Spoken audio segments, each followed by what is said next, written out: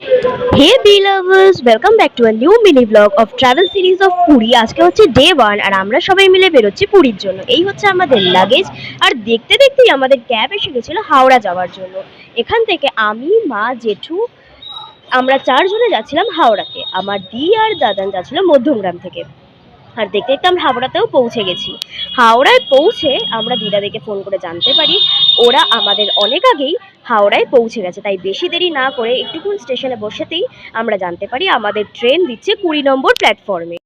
আমাদের ট্রেনের নাম ছিল দুরন্ত এক্সপ্রেস আর প্রচুর ভিড় ছিল স্টেশনে। এত লোক এসেছিল পুরী যাওয়ার জন্য। যথারীতি আমরা ট্রেন পেয়ে যাই, সবাই এখানে গল্প করছে আর আমি এখানে সাইডে বসেছিলাম।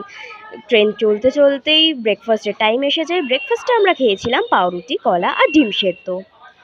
আর এই সব করতে করতে আমরা কোলাঘাট ব্রিজ ক্রস করে একটা সুন্দর ভিউ দেখতে দেখতে এগোতে থাকি।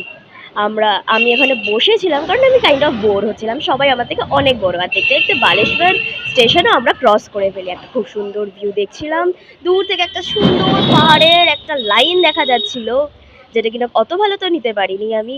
তো যথারীতি লাঞ্চের টাইম হয়ে যায়। আমরা লাঞ্চে খেয়েছিলাম ফ্রাইড রাইস আর চিকেন কষা। তারপরে একটা সানসেটের খুব সুন্দর ভিউ দেখে আমরা জানতে পারি আমাদের ট্রেন ডিলে চলছে। কতটা কি ডিলে চলছে কিছু বোঝা যাচ্ছে না, বাট ট্রেন তো ডিলে চলছে। তো দেখতে দেখতে সন্ধে হয়ে যায়, চারিদিক অন্ধকার হয়ে যায়।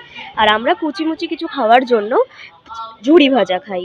আমরা বসেছিলাম, খুব বোর লাগছিল কারণ অনেকক্ষণ ধরে ট্রেনে ছিলাম। তো যথারীতি আমাদের স্টেশনে আমরা পৌঁছে গেছি।